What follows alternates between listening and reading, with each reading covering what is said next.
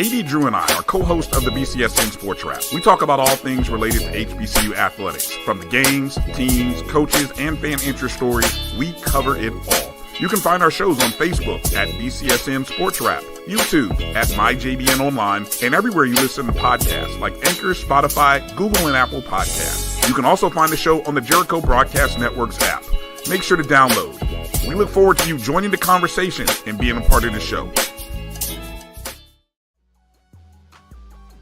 This is the Dean of the College of HBCU Sports, Kenyatta Cavill of Dr. Cavill's Inside the HBCU Sports Lab with Mike Washington and Charles Bishop.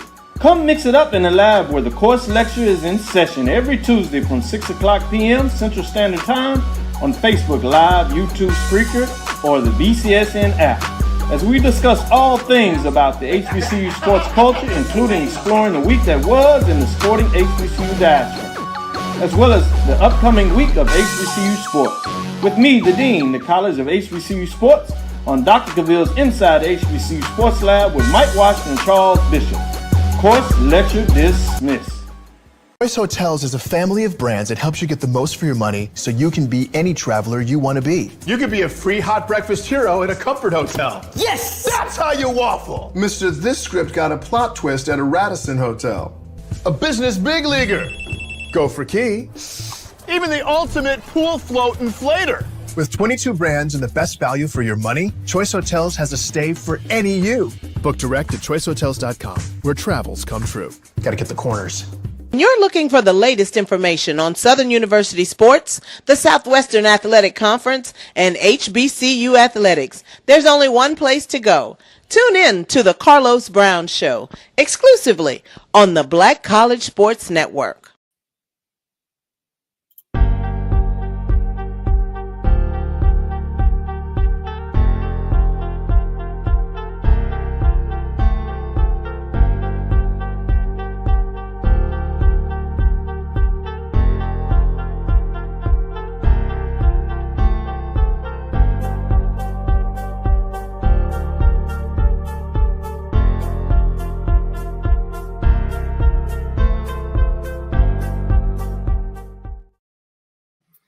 What's up?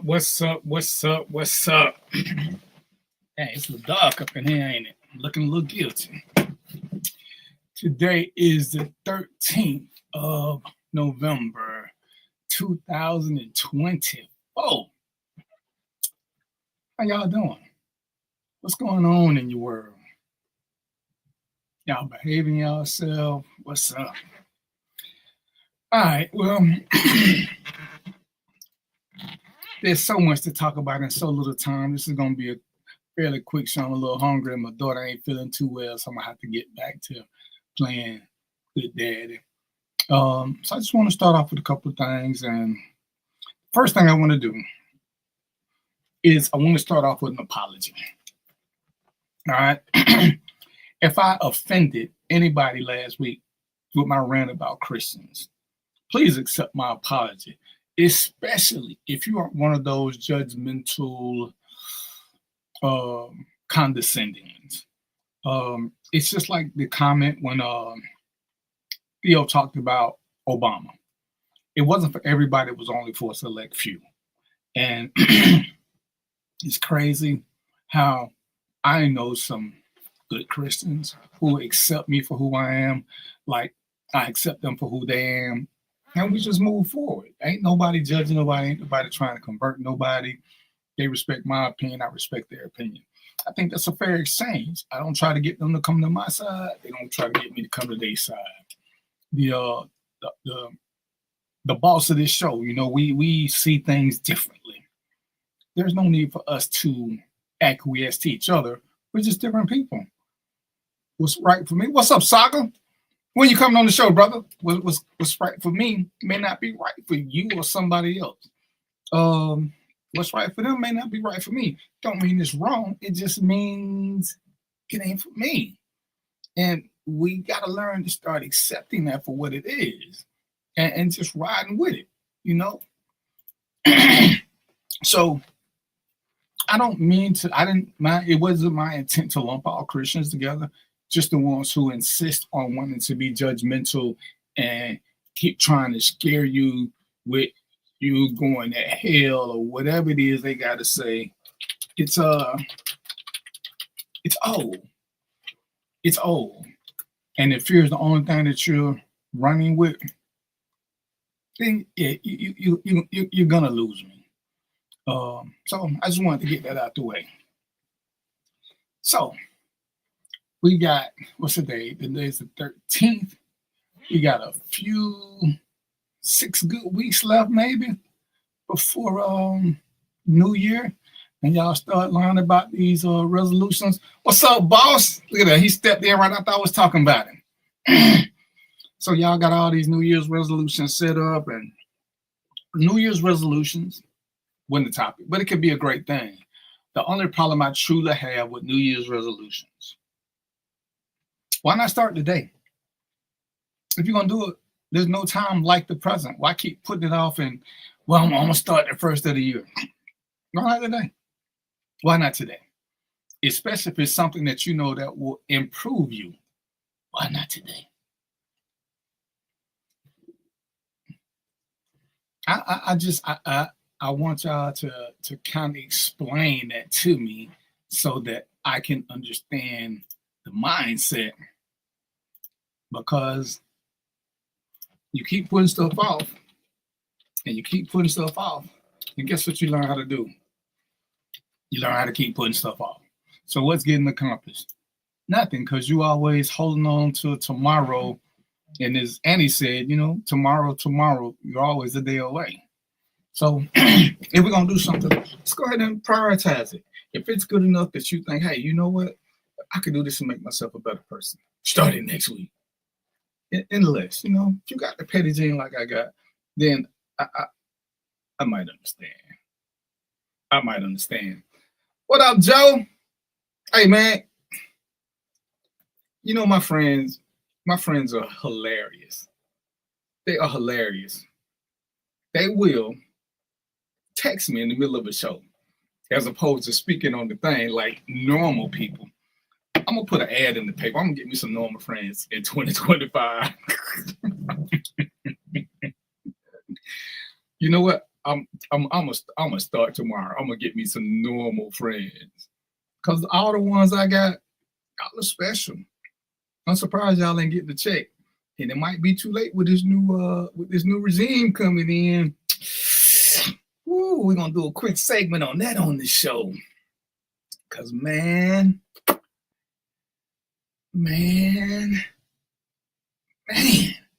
I don't believe y'all knew what y'all was asking for.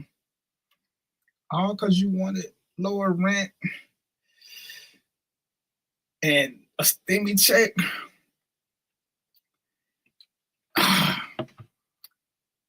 You might as well come on now, Soccer. What we got to put together? You know what I'm saying? Then I just say ain't no time like the present. Why wait till tomorrow when you can do something today? I'm trying to understand why you and Joe giving me such a hard time. And Saga, come to the random thought page, brother. Come on, let me just go on and put a quick link in there, cause Saga like one of my little brothers. He a little on the handicap side sometimes. Can I say that? He a little on the special side sometimes. So come on over to this page and talk to me, brother. Come on over. Come on to my show page. Don't come to my personal page. As a matter of fact, just tell me to send you the link to the show and you're gonna go on and jump on. How about that? Joe, is it? I can't even go with that now. Looking at some of the exit polls, I think we got it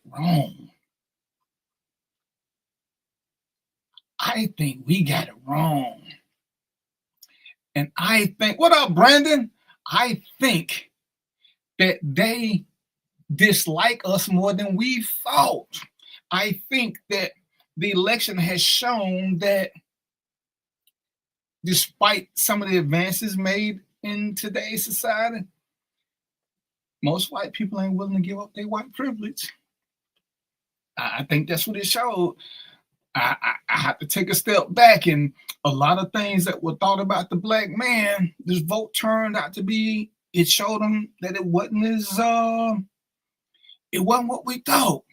So, one of my topics is, and I ain't getting on no boat, do what you got to do. But there was a point in time when the perception was that white men took better care of black women than black men did. Now it wasn't a mass thing, but it was enough of them. What's going on, Andrea? That it became a topic when the topic should have been, do they take care enough of you to treat you like them? And I know plenty of women who have dated white men and talk about the great treatment they got. But when the subject came up, will you support white privilege or women's rights? White men said they were sticking with white privilege. Even white women said they would rather have white privilege than control over their body. That's what the exit poll told me. So I can't put this on black men no more. Come on over to the show page, Andrea. Come on, you know where you're supposed to be. Come on, don't act.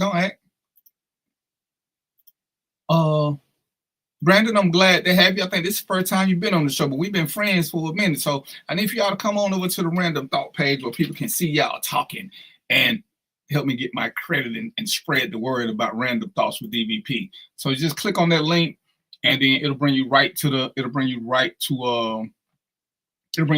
page, and then you can just jump on that thread with the show.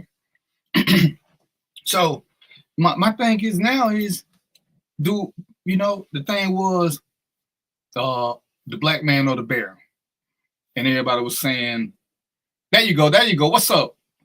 Everybody was saying the bear, and I understood why, because I'm not going to sit here and be delusional and make it like some of us haven't deserved to be scorned by black women. But now the question has to be for us, for black men, to say, hey, black men, like it or not, according to the exit polls, voted for the protection of women. White men said, I don't know. I don't mind giving money and helping out, but if I got a choice between making more money or protecting women, I'm going to take more money. White women said, if I got a choice between worrying about having a baby or making more money, I'm going to take the making more money. That's what I got. Now, if y'all got something different, let me know, because the exit polls were wild to me. They were wild. And that wasn't, Joe, why you on the wrong page? Come on over to Random Thoughts, Joe, quit playing. And it was insane to me. But that's what the exit polls say. We can't argue with what the facts say. We might not like them, but we can't argue with what the facts say. What's up, Tisha? Same thing. Come on over to Random Thoughts. What's up? Let's see. Tisha, I don't think we got it wrong. I think Trump and Elon stole the election. They know Democrats want to appear fair always and win challenges. I also think that Kemp gave him Georgia. He didn't want the same smoke he got since 2016. This is one of the one times I'm gonna have to, as much as I don't like it, I think Kemp is a permanent thorn in Trump's. Trump realized he need Kemp more than Kemp need him. I mean, he ain't got nothing to worry about. When his 2 years up, he can't get him. He ain't gonna run for governor. He don't want to be part of the staff. He cool doing what he do. I ain't agree with everything that Kemp has done, but he's done some pretty decent things. And I don't think the election was stolen. I think the Democrats did a crappy job of getting out and talking to the public. I think that her team, which was Biden's team, took a lot of things for granted, and they underplayed their hand. Andrea says society no longer values families, so anything in support of that will always be on the losing end. And I don't think I think that, again, if we're looking strictly at the numbers, fewer people voted for all the hype that Harris got. Fewer people voted in this election. Remember, Trump got the same number that he got last time when he lost. The difference is the number of people who came out. So if we're saying society, what society are we talking about? Because Trump got the same number of votes. He was still in the 70 million range. Harris was 60 something, but Joe was at 81. There's a discrepancy there, and that's on us. That's on us, and we got to figure out how that happened. And I think that they're gonna have to go back to the drawing board. And I hate when people keep saying that that Democrats took black people for granted. Who don't take black people for granted? Who don't? And why should they take us seriously if they know what we're doing? They know. And if we're honest, and I pride myself on trying to be honest. If we're honest, something that we don't consider, and we can't get around it, is we still, I think, somewhere between, we less than 20% of the population. And that cannot be dismissed. While we're talking about our power and the lack thereof and yada, yada, yada, as we vacillate between whether we got power or not, it's crazy, because if we all voted for the same person, we don't have enough to overturn the election. We need help. There's no getting around that philosophy. And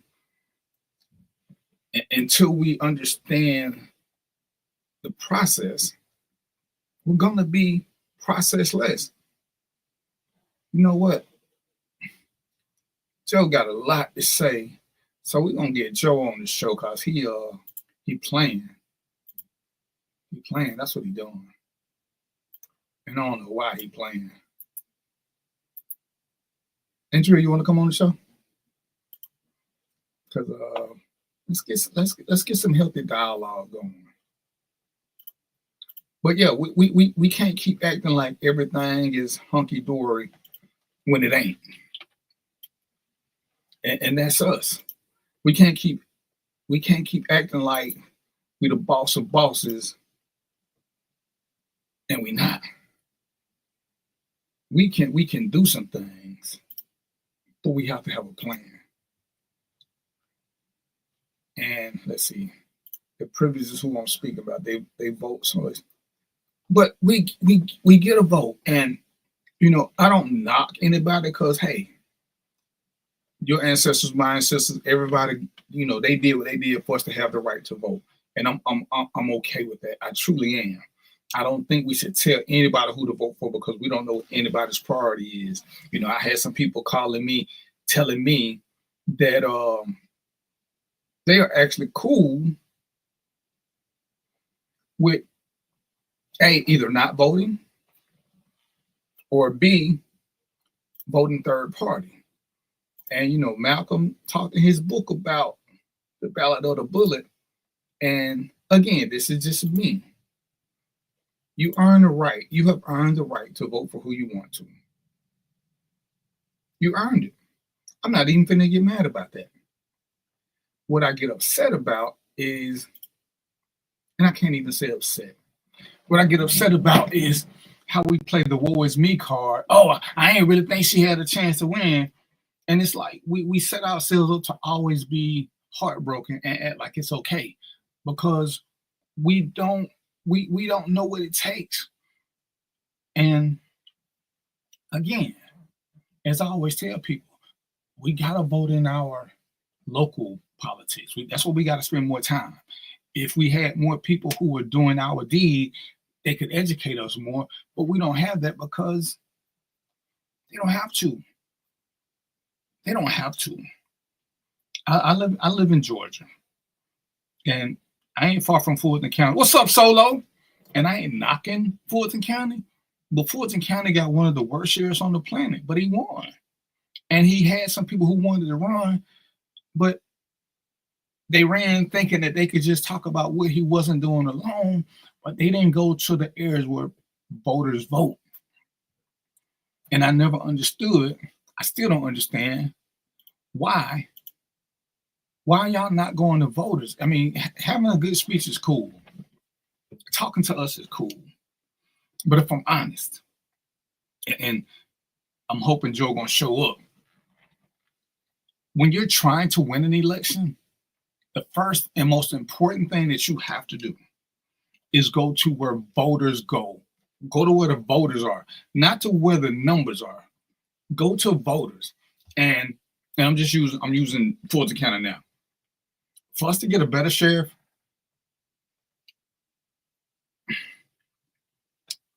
whoever really wanted to be sheriff should have ran as a Republican.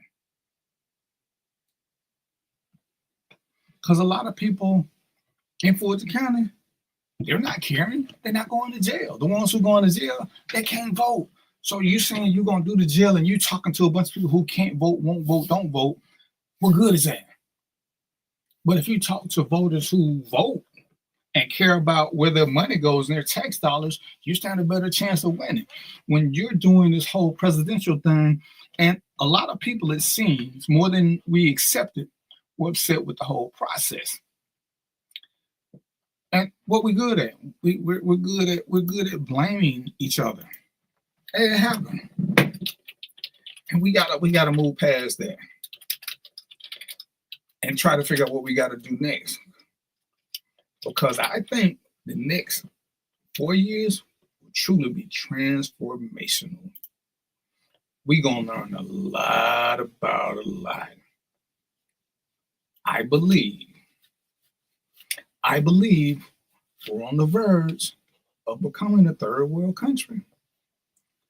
I believe that with what he's doing, they're going to effectively remove the middle class. I could be wrong, and I hope I am. He could turn out to be the greatest thing since sliced pizza. With the way he's starting, I just don't see it. I see us going to war. I see that. Crazy thing is, I watch the market.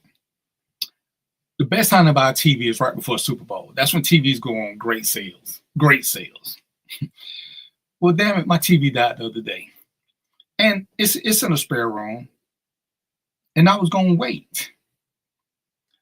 But now I can't wait because once he put this tariffs on TV, the $400 TV that I wanted going to probably cost somewhere around $500 or $600.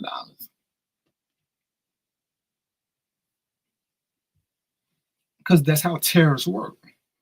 Despite what they tell you, and if you listen to various outlets, Elon Musk said, that some people are going to suffer before things get right. Who you think they're talking about? Who you think is going to suffer first, second, and third? You think it's going to people? You think it's going to be people of color? You think it's going to be people who making less than? You think it's going to be people who in that six-figure bracket who going to suffer? You think it's people who in that 50 to six-figure bracket, 50,000 to 100,000? You think they're going to suffer? Some of them are, but it's that under 50, based on what the economists are saying, who going to suffer the most. If you pay attention to what Musk does, if you pay attention to what Trump has historically done, with their power, they try to run smaller businesses out of business. And you know what happens when they get rid of smaller businesses and they run a monopoly? They can raise the prices on stuff because they control the market. It's something that a lot of people didn't give a lot of credence to because all they could remember is how much better their life was 4 years ago. And I heard the arguments. I was a part of some of the arguments. And I had the same. I got the same question. What's up, Joe Mo? Hey, brother, what's happening? I'm good. But and I'm glad he's here now because Joe is my fact checker. He won't let me go on too many tangents. But if I'm being honest, 4 years ago when people are saying that things were better, and I'm gonna say this from a since I'm like 6 weeks younger than Joe, I'm gonna say this from a young man's perspective. You had more money because you couldn't go grocery shopping because there were no groceries. You had more money because the gas stations were a lot of them were empty, so you couldn't go get gas. You had more money because there was nothing to spend it on. But what was there was expensive. I don't know if y'all remember how high toilet tissue got to be, how high paper towels got to be, how high cleaning supplies got to be. And if you don't remember, because I'm doing this revisionist history, if you remember correctly, if your child got sick, you couldn't go in the hospital with them. This was 4 years ago. If you got sick, there was a great chance that you might be operated on in a parking lot because emergency rooms had to move to parking lots. So I'm trying to remember what y'all remember about 4 years ago that was so great because I was there. And I know what I remember. I made a little bit more money because there was nothing to spend money on. Luckily, we had already had things set up with Amazon, so we were getting supplies at the price that we had them. But when people keep saying, oh, gas was cheaper, when? There was no gas. When? Your rent was probably cheaper. But guess what? It was going up. You just didn't notice it. And I'm going to step back because Joe wise on this. And Joe, I'm going to ask you two quick questions. In your lifetime, have you ever known rent to go down? No. And in your lifetime, every time minimum wage goes up, doesn't everything go up accordingly with that? Correct. So sometimes we don't think enough about unintended consequences. Everybody says they want something. They want this because they think it'll make their life better.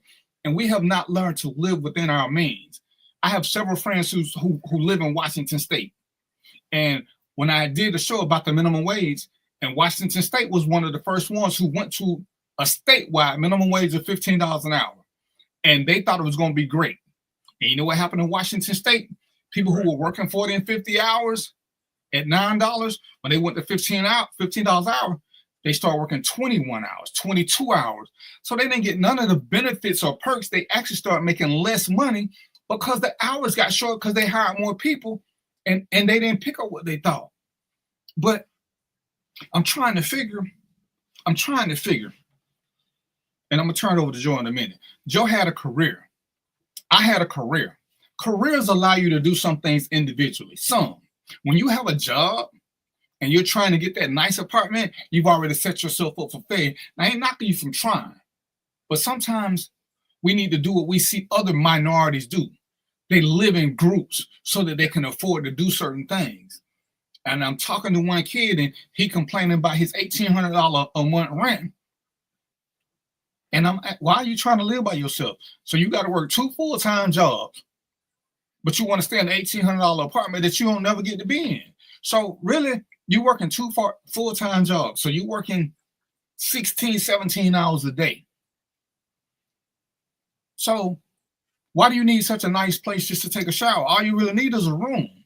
We don't think ahead enough where it's like, hey, maybe I should get a roommate. And if I'm working day shift, he working night shift, we can still get our own little pieces of freedom, but we can combine resources. But we don't think like that. And I had a client. He was a millionaire. And he was talking to me one day about finances. And I'm just like, he just talking, I'm just listening. And he's telling me the place he lives in, he got 5 roommates. And I'm like, dude, you're a millionaire. Why do you have 5 roommates? And he's like, because it only makes sense. And I was like, go ahead and break it down for me. He said, listen, I can afford to pay $20,000 a month rent by myself. I said, okay. He said, and all my roommates can. He said, but you know what we can do? We can all buy a nicer place for $45,000 a month and have a ton of space.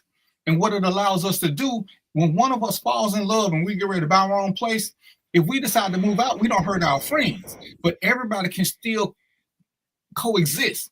because they got together and did group economics and bought a place bigger than one person needed, but it didn't affect the whole. So now when he falls in love, he find a woman that she want to get a new place, him moving out don't affect the whole lot. He been saving up money because he ain't been maxing out spending.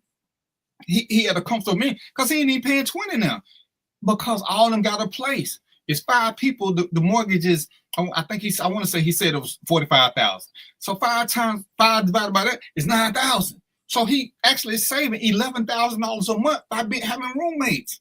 And guess what? When he wants to go somewhere with his woman, they can go because he's saving $11,000. He can get a hotel room. He can take a cruise. He can go somewhere. And it's like we don't ever think like that. We just think in the moment, and we get so deep in debt, and then it hurts us. But I'm gonna take a step back and have a sip. I'm gonna let Jomo do his thing. Hey man, well, thank you for having me. But let me address a couple of things you were talking about. This first of all, I don't know if you heard or saw, Trump is putting Matt Gaetz in as Attorney General. Matt Gaetz, think about that.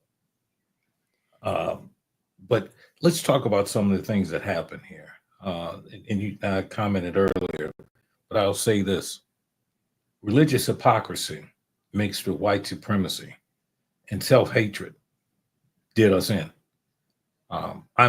You and I listen to a lot of music, and one of the groups I listen to all the time is BB and CeCe Winans. BB Winans is a bishop in, I want to say Detroit, maybe. He did a whole show on why they support Trump. Now, I had young brothers who I mentored and talked to, and they came with the biblical, understand what I'm saying, the biblical BS. And this is why I call it hypocrisy. Because the guy told me, and not one, not two, 5 to 10, a woman cannot lead, the Bible says. So I asked him, I said, well, really? I said, well, who birthed you? And which Bible are you reading? I said, you do know there's 800 versions of the Bible? But let's go with, and then he had the nerve to tell me the King James version, which really upset me for a couple of reasons. King James, first of all, the philanderer, murderer, whatever you want to call him, was not the Holy See. First off, never went to Jerusalem, never went to the Holy Land. So how did he become such a author? But here's the other part of that with the KJV. If you do the research, you'll find 2 things that happen. The KJV, and I don't give deference to KJV. Gary said, out of here. Okay, well, go check it out if you don't believe me. Was written in 1618, I believe. The Pilgrims landed here in 1619, 8 years later, carrying some of that scripture with it. But there is some dialogue to the other author out of it being a guy named William Shakespeare. Now, still trying to prove or disprove that.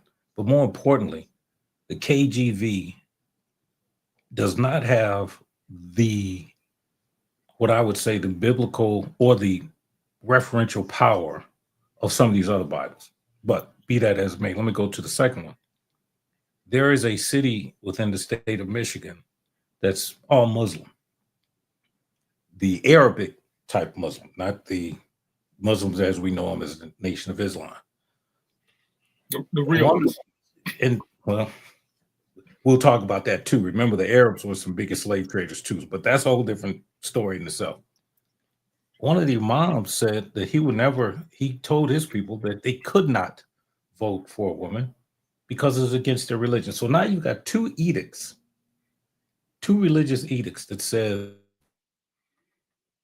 and I find that hypocritical for a lot of other reasons, but we won't, we'll deal with that when you want to. But the other issue is some of the other lies that were told. Here's my favorite. People telling the whole thing of tariffs. And here's tariffs 101. the consumer winds up paying for the tariffs, because what happens is let's say the offending country, let's say China, Japan, whatever, have already paid those services. You, the consumer, wind up paying the taxes on it as it may be.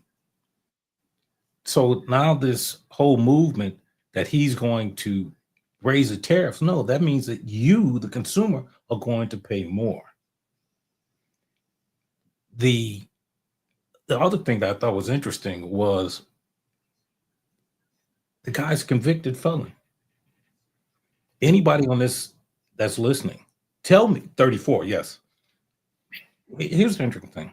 Do you think that anybody that within the earshot, being black, could run for office and win? So what you see here, if nothing else, is the exercise of white supremacy.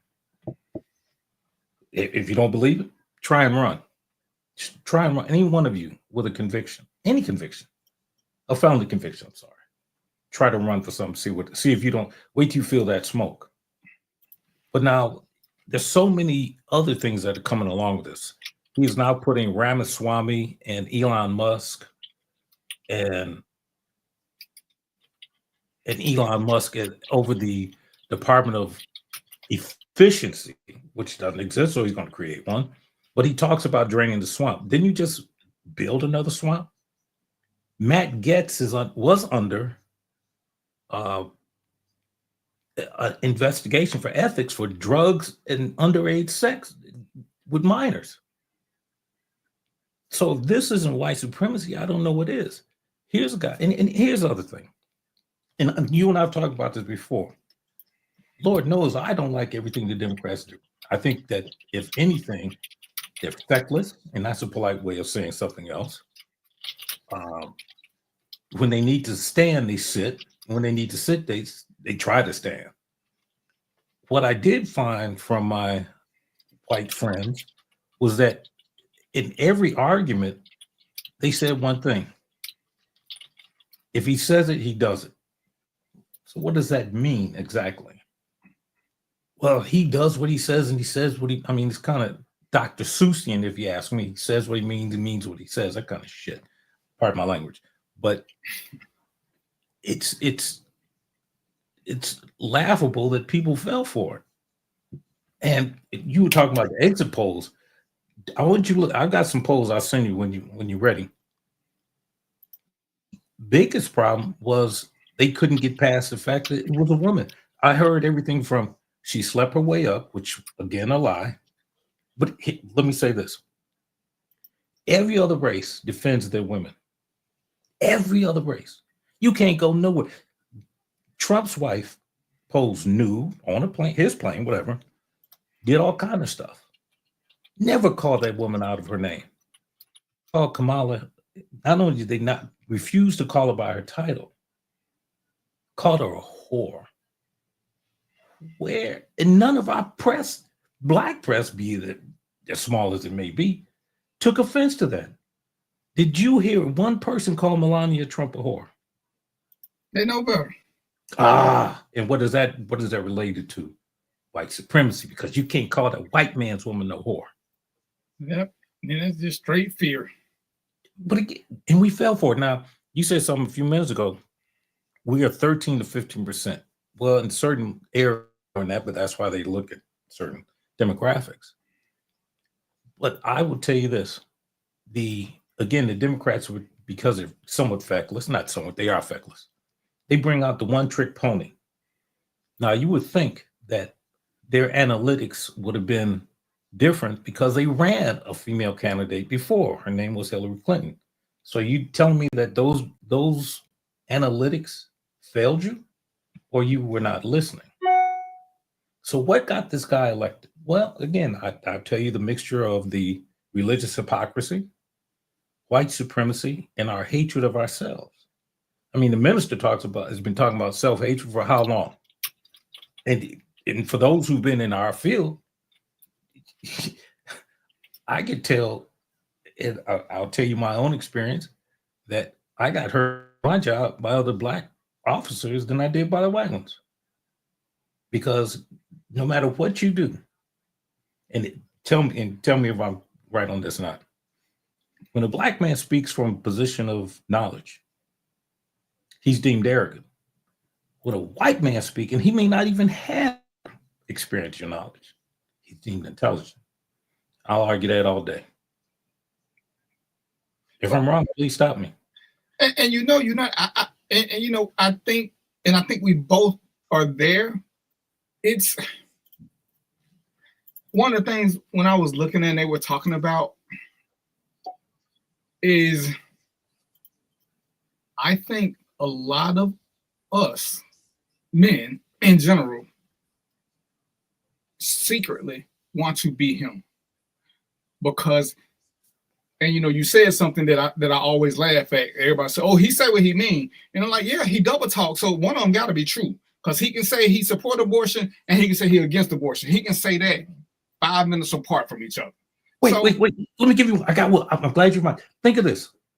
One of the things he campaigned on was this whole transgender. Oh, he's for this transgender surgery. I'll show you the link where it was his bill that was introduced under him.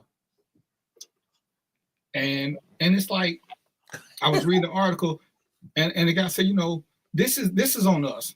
We can blame the media because the media hyped him up. Whenever he said something, they did it. They didn't do a lot of fact checking on the dumb things he said. They would just keep talking about what he said. And you know, I looked at it. Anybody who knows me knows I wasn't a Biden fan. Agreed. I wasn't a Biden fan. There ain't no other way around that because we're still talking about two horrible candidates in my world. Yeah. But if you stick with facts, and I did this when Trump was the president the first time, if I stick strictly with facts, I can't say he was a horrible person the whole time. He did a couple of good things. But it's like that clock. It's going to be right twice a day. Did he do enough good things? In my world, he didn't. Right. But again, when we talk about what our priorities are and what part of history do we remember, it's easy to be in a relationship and you remember the last fight with your significant other.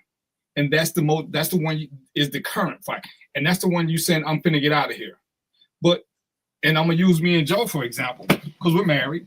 But if we go back to 6 or 7 months ago when we didn't feel good, we knew who was right there taking care of us. So which history am I remembering? And a lot of us got caught up in that and in that whole woman thing. And I hear you. And I'm please, I love to watch nature shows. And this is why I always laugh at dudes when because half y'all want to be alpha males for whatever reason. It's dumb. But anyway, every time you look at one of these alpha male shows or whatever, you see the clan is being led by a woman while the alpha male is out somewhere doing whatever. I ain't knocking them if you believe in this whole theory, but whether it's animals, whether it's Africans, whether it's whatever, when me and Joe, we're going to be Africans right now. We're going to be the warriors of the tribe. We go out for 2-3 months at a time hunting big game and doing all this. Well, who you think is feeding the people while we out? These women are teaching these little boys how to hunt small game. Because me and Joe ain't looking for rabbits. Me and Joe ain't looking for small and squirrels and stuff. But you know they got to eat while we gone. Now we may come back with 20, 30 lions. But in the meantime and in between time, these women that y'all keep saying can't do this are teaching these boys how to do this. Because me and Joe gone. We can't teach them. They come with us when they turn of age, but they don't really do anything. So when we keep talking about that, I'm like, what are y'all watching? Because no matter which element you pick, it's going to make you be stupid when you say it out loud.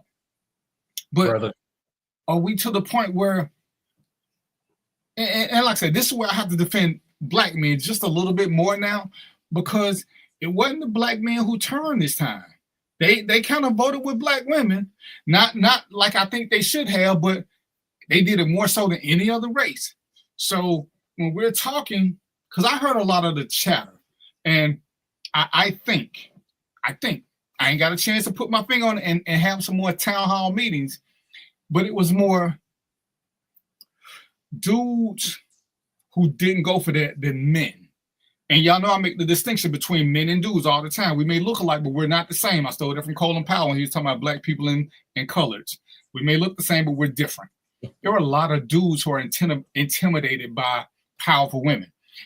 Men are not intimidated by powerful women. Men know that they need a powerful woman. That's how we ascend. So that's why when Obama said what he said, and trust. Now, I know what Obama is good for and what he ain't good for. I don't put him in a higher class because of certain things. I put him in a higher class because if we're going to be in my world with as much shit as he went through, for him to stay dignified the whole time, there's a couple of times I wish he would have pulled a black card and started swinging. He was too politically correct at the end of the day. I like the brother, but he didn't. There was a couple times he just should have stood up. You know, I watched a little clip where he was throwing zingers at Trump at one of the meetings. But it's just like with Biden. We can't, me and Joe running for the same spot. Me and Joe both neck and neck. The minute I say something about Joe's dead son, Joe not going to sit there and keep having a debate with me. Joe going to be like, F this and come over there and swing. We know it's off limits. You don't talk about people's kids, especially their dead child, under no circumstances other than to give your condolences. This is where we look weak and soft. You know, this is why we're losing, and this is how we get caught up in bad history because we don't remember certain things. You know, like I said, when I ask people about all the people who were dying, so you'd rather have $600 more in your pocket? Because I don't know many people who didn't lose somebody to COVID. Whether you believe it was fake or not, I don't care because you're stupid. But if most people lost somebody who they truly knew, it was 10, 15 years before I lost somebody to AIDS. So AIDS didn't affect me personally for a long time. COVID affected me directly, immediately. Yes, sir. Man, you hitting on all cylinders tonight, brother. Well, I got you here, so I got to step my game up. Let's address what you just said, and I'm going to give some quick points, and I'm going to leave it alone. The revisionist part, that's a whole show, man. You know that with me and you. But here's an interesting part. This guy takes a crack at Biden's son. His son was a veteran. None of the Trumpettes even volunteered to serve. Trump himself got 8 deferments. He called veterans sick, stupid. He said he didn't like anybody got captured. When he talked about McCain, here's a guy that spent, 4 years in Hanoi Hilton? They broke his arm. The man couldn't move with his hands. Fighter pilot. Now, he was leading, and this other guy who we won't talk, I won't even give him the title that he calls himself. He said that he called Kamala Vice President Harris a whore. He talked about Biden's son.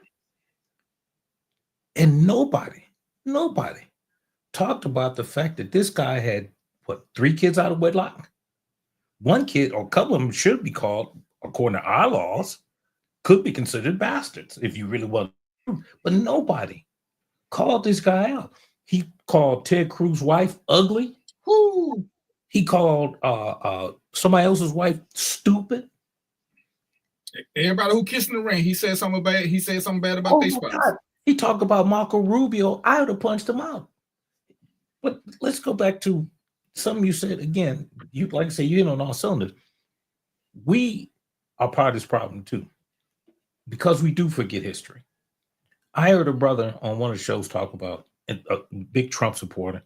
I heard this brother talk about, this is about states' rights when they kick back Roe v. Wade. States' rights. And so I tried to get through it, couldn't, of course. But here's the thing, and I want everybody to be real sure of this. Please read a book before you say something stupid. The whole Civil War, even according to their own president, if you want to call him that, the president of the Confederacy, he gave a speech. It's called the Cornerstone Speech. And anybody want to look it up, please do. The Cornerstone Speech said, and I quote, "This is about slavery, period." So when they tell you all that revisionist history, why don't we forget about it? Now, here's the interesting thing. Proven factually, those who forget history, Repeat it. Doomed to repeat it. Now, and not to disparage any other group, but let's talk about that for a quick second. The Jewish population across this earth, there's something on every channel or one channel somewhere on this TV every day about the Holocaust. Bad thing. Let's not get that wrong. Holocaust lasted maybe 10 years. Slavery lasted 400. Fact. And in some parts of the world, it still exists. And besides the whole idea of slavery, we're not going to even talk about the other de facto laws of segregation, Jim Crow, and all that. But now they're telling you, because someone gave it a name, that you can't teach it. They've taken out affirmative action, and they want to tell you, pull yourself up by the bootstraps. Well, that's a great idea. If I had boots, or even if I had straps, great idea. If everything were equal, understand this. This attack that you're about to see on public education, if you go back and read Brown versus Board of Education, and it was argued by the first Black Supreme Court Justice, Thurgood Marshall, talked about why it has to be equal. See, public education had become until you all started taking advantage of it. Now, this attack that's about to come, we did it to ourselves. Because there's supposed to be, and even if you read the Articles of Confederation, before there was a U.S. Constitution, it was called the Articles of a Confederation. Go check them out. Even when the founding felons were writing hypocritical stuff that all men were created equal, except you blackies. Except you darkies. Except you slaves. And then you start looking at how this electoral college came about, which is another scam in itself, but I digress. My point to you is this, that when we had the opportunity to make some moves, we don't. When we need to fight, we don't. No other group, not even the Native American, take the amount of crap that we do. That's why they have sovereign land. Listen to me very carefully. You cannot effect an arrest on Native American territory. Am I right or wrong, D? Can't do it. You got to get consent from the tribal leader. And even then, you can't execute. There's certain places in this country you cannot execute a warrant. You can't make an arrest. You can't even stop a car. The sovereign territory, man. You think military bases got? No, sir. And they will light your butt up. But again, I will say this, and it goes back to the original question. If you look at this whole idea of forgetting our past, when it comes to our women, you have to look at it from a historical standpoint. And you have to understand that Black women have been bearing the brunt for us since we got here. They've been bearing their kids. They've been raising their kids in addition to our kids, and then being separated, torn from them.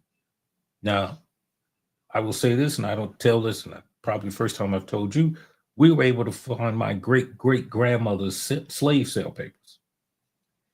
Now, do I believe that I'm owed something? Pardon me. Everybody else they're paying. The United States to this gives the state of Israel, the country of Israel, I think something like $1 trillion. Tell me why that is. The Native Americans have sovereign territories. Everybody is getting a part of the American pie when we built this country. I was listening to one of these racists the other day, and he was talking about how his ancestors, when they came here and took this country, and he said they did not take it in the expectation of giving it back to anyone else. Well, first thing is they took it. That's first and foremost. And it wasn't theirs to take. It's like saying Christopher Columbus discovered America. No, you didn't. You thought you were in the West Indies. But I got a book, man. I've got so many books I picked up, DVP. You got it. I got one that I just picked up. They came before Columbus. And they talked every time I hear that Columbus thing, man, I just want to start killing people. the fact that we still got Columbus Day tells me that we're not ready for a fight because, and I'm gonna let you get back. But to me, that's one of them times. I told people there's certain things on Martin Luther King Day. I always work. He didn't go through all this for us to take the day off. There's just certain things I just don't believe we should be doing. I get the whole process, but we need to be working. And because he fought for us to get jobs, not for us to have a day off. And we love to take a day off to drink, and we don't know why we taking a day off. So we take Columbus because it's another day we can drink. But at some point, as Joe was talking about, we got to start fighting from within. Just like they changing the name of these bases, they can get rid of Columbus, or they could even call it something else. But it can't be Columbus Day. He cannot be. History. If Columbus discovered America, why is it called America? You know, I had a white teacher who made me find out who Amerigo Vespucci was. Yes. You know, it's like it's sad. You know, I was telling somebody, it's sad that most of the things I learned about Black history, I was forced to learn by white people who, I had 3 white teachers who said, don't be like them. Martin Luther King was not the only Black guy who did something. Thurgood Marshall, man, he gave me 20 names. He said, don't do none of these. He said, you're better than that. Find out this. And I'm like, damn, all this time, nobody taught us who this is. Nobody told us who, even our Black icons, nobody told us who Martin Luther was, why Michael Luther King changed his name to Martin. And then his dad had to do the same thing because the son changed his name. We never discussed that. We never discussed Amerigo Vespucci. We keep talking about this Christopher Columbus dude. He got a city in Ohio named after him. That's it. And it's one in Georgia. But this is our willful ignorance. Joe got me reading more books than I want to read. And it's like, you know, it's crazy because Joe is guilty of this. And this is a fact for any of you who become enlightened. The first time of enlightenment, you feel a little bit smarter. Then you know what happens next? You become angry because you finding out things. It's just, you know, we had things. I'm going way back before Tulsa, Oklahoma. We had things that were taken from us by force. Yep. And if we were lucky, they might let us work on our own property that they stole from us. Correct. Once you start finding these things out, you have to catch yourself because you unconsciously start to hate all white people. And all white people ain't guilty. Right. But as you're becoming enlightened, your anger is to them as a people.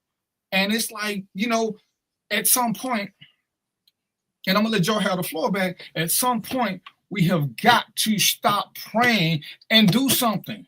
We have got to. Hey, if praying make you feel better, I'm cool with that. But at some point, actions. And you know, like I said, I went on a rant last week about Christians, but I was talking about specific Christians who keep acting like prayer changes things or this or that. And believe whatever it takes you to get through the day. But at some point, you've got to start acting.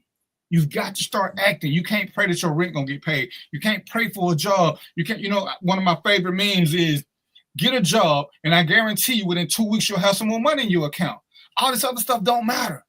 You can sit there and pray for $1 million day and night. I guarantee you, all you people who put up the New Year's resolutions about it, y'all still in the $1,000 column because y'all didn't put forth the work. Joe went through hell getting what he got. I went through hell getting what I got. But guess what? It's ours. Can't nobody take knowledge from you. Correct. They can't take it. I have a retirement. I retired at 44. I retired at 44. I get a check regardless. They just told me the other day they should have never told me. Even if I commit a crime, my pension is going to keep rolling. They should have never told me that because I might go do some shit now. I thought it was tied to my good behavior. But hell yeah. But because I got a career and I had a plan. Y'all keep getting jobs and y'all want what career people got. I spent time in the military. As much as y'all hate it, you know how much I had to put down on, this is my third house, 3 houses. You know how in total, I have put down $2,500 in total for 3 houses. So whether you like the military or not, there are benefits to it. So working for a white man or the government, I get a check every month. Those of y'all that start your own business, peace and blessings to you. But guess what? Paying your own insurance will take away all your profit. when you work for somebody else and you get that pension, that insurance don't hit the same way. Nope. There's nothing that's going to happen to me now that could shut me down. If I need major surgery, my insurance is going to take care of the bulk of it. If I had my own business, and I ain't knocking y'all again, but unless you're on some Elon Musk or the Amazon dude, when you break your leg and you get that $15,000 bill, and the hospitals don't like payment plans. They want their money. Nope. They will start garnishing you. They will put a lien on your house. Trust me, I know they tried to put a lien on my house one time because they forgot to send the bill in. Okay, Solo, I'll tell when Joe send me a list, I'll send it to you. Solo wants a list of reading material. Oh, I got one. I know, but we got to start doing better and stop expecting everybody to do something for us. The longer we keep waiting, don't get me twisted. We need help. See, I need help. When I need something, I reach out to Joe. I can reach out to people who can give me better advice. If everybody get Jeff on the show, Jeff is my money guy who explained to me about how to get my credit score up. You know what? I feel special. I checked my credit score the other day. I'm in the mid 800s. I remember there was a time when I was in 5, and I didn't see no light, and I didn't understand what a credit score meant because we don't talk about those things. Credit is power, whether y'all want to accept it or not. Having $20,000 is cute. It'll get you places. But when you have a good credit score, see, you can have $20,000 and somebody's going to look at you and be like, where you get that from? When you got an 8-something credit score, don't nobody look at you and say where you get it from because they know how you get it. There's nothing illegal you can do to get a good credit score. Well, I ain't going to say that. But when you walk in the store with $20,000, you got to fill out the paper where you got it from. You don't have to explain why you got an 800 credit score. And once they run, they say 800, they talk to you different. Then you become Mr. Bill. Yep. Then they offer you free stuff. They offer you a little calendar. They offer you to look. You don't have to, when you go to the bank with 800 credit score, you don't have to get the bottle of water. They give you Sprites and ginger ale. So, but we got to do better and we got to read. Like I said, once you understand and you realize that you're going to get angry at first, and you got to temper that, and you got to get with somebody like me or Joe or somebody so you can talk through your frustrations, because it's going to frustrate the shit out of you when you see where maybe not your grandparents, but one of your friends' grandparents or great-grandparents, where they actually had something. They had their little settlement, but it was theirs, and it got taken from them simply because they were colored. Yep. Simply because. Which is why I get so agitated when some of y'all got grandparents now who leaving y'all stuff, but y'all, excuse my French, y'all colors so scared to open the mail that y'all won't pay property tax on it. And then you let somebody come in there and pay the property tax and take the property away from you. That some of y'all grandparents and parents fought hard to get for you. And you just let it go just like that. All you had to do was open that mail that came from the county, pay that $600 because y'all swear y'all got money, and then you would have been set. $600-$700 a year. Even if they go up on the property taxes, which I found out is a new scam to price you out of your property, you ain't paying a mortgage. And if you get a good financial planner or investor, you'll just put whatever the property tax is for the year, just start putting that to the side. Just put it to the side every month. And I guarantee it ain't gonna, if your property was $600 this year, it ain't gonna be $7,000. But if you put away $600 like you were if you were paying mortgage, you'll be all right. We got to learn to do better and stop. I don't believe they do this to me. No, ignorance did that to you. While you was drinking 40s and all this, and you was shunning me and Joe, cause y'all working for the man, y'all working for the system. Y'all like locking brothers up. Listen, I don't like locking nobody up, but unless you can tell me I locked somebody innocent, I don't even want to entertain your conversation. And it's a segue again to Vice President Harris. Y'all keep talking about what she did to people until you tell me who she erroneously prosecuted. I don't want to hear it. And if you talk to me and Joe, I'm gonna ask Joe 2 questions, and I swear I'm gonna sit back. Joe. Sir. How does somebody get to the DA's office? They got to have an education first. No, I'm sorry. How does a criminal how does this case get to the DA's office? He got to be arrested by the police first. He got to be arrested by a cop. So she don't have no power in that. That's me and Joe. So, Again, blame the right people if you're going to blame somebody. And guess who sentences them? it ain't her again. You know who sentences them? The other guy whose name y'all won't mention because y'all scared of calling out white people. Y'all scared.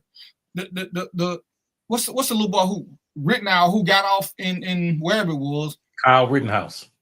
With the judge who everybody knows is a racist, but they keep electing him. He the most senior judge. So y'all know his name, but y'all keep electing him. But you'll blame Harris for something that she really ain't got no control of what y'all blame her for. She don't lock them up. She don't sentence. She don't do none one of them. But y'all refuse to call them two groups. Like, go ahead, sir. Let me sit back and drink my Arizona. Dude, you just fired me up again. Let me address the Harris thing first. As you said, she was the first thing that I heard from our people. Oh, she ain't black. She bougie. Go back and look at her biography and her resume. She identifies and says, I'm a black woman. It's on her job application. Here's the other thing. That was her job. If she didn't lock them up, then you say she wasn't for not doing her job. But here's the real kicker with that. And when I told these brothers that, they, of course, say, oh, I don't know what you're talking about. I said, well, did you know she created a diversion program that probably should have been a model for the country? Oh, man, no, I don't believe it. I showed them the documentation. Man, she slept her way to the top. I said, well, she's married to her husband, right?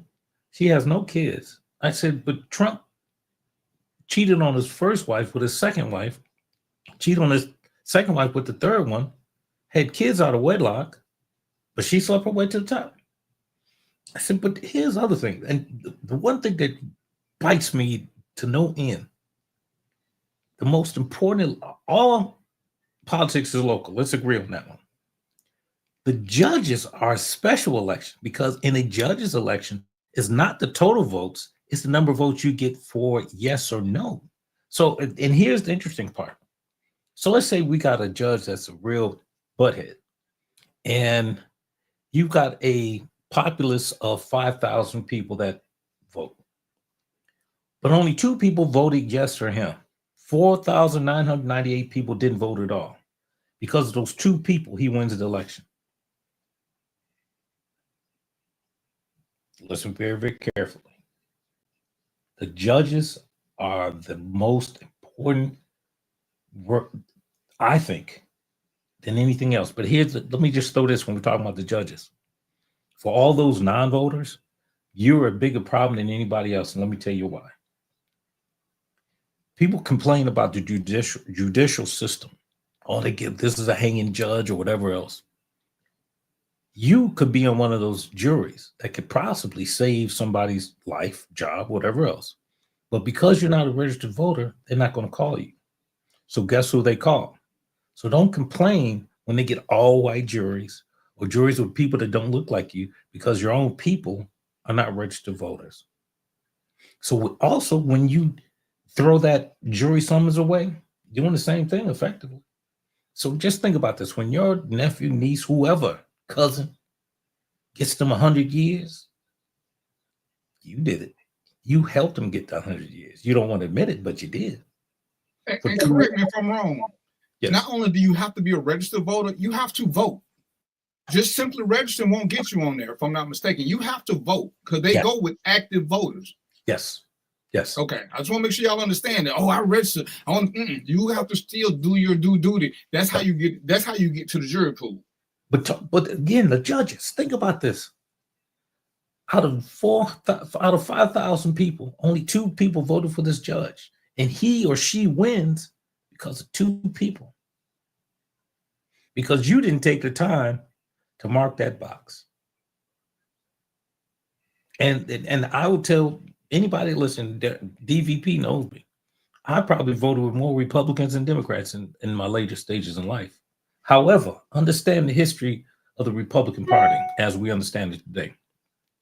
In the late 60s, you had what was known as Dixiecrats, Jesse Helms, Strom Thurmond, who were Southern Democrats. So the Southern strategy at the time was, and LB actually said, Lyndon Baines Johnson actually said, if I can take the lowest white man and make him think he's better than the black man, then we win. Southern strategy, Democrats. They then became Republicans. Now, part of history is here's the fact that, you know, people say the KKK was started by Democrats. Well, some are true and some are not true, but the fact that it started in the South after the Civil War should tell you something. The Whig Party, whatever else you want to call it. But understand the Southern strategy at the time was to divide, and they have. I mean, because if you look at it realistically, you got people still fighting the Civil War. And the truth be told, that I believe, in my small mind, there are people that would like to see that action happen again. I know that sounds Martin crazy. King on steroids.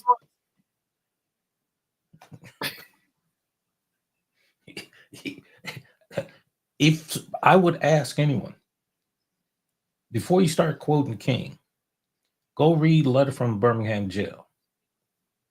King said, actually the night before he was killed, I fear that I've led my people into a burning house.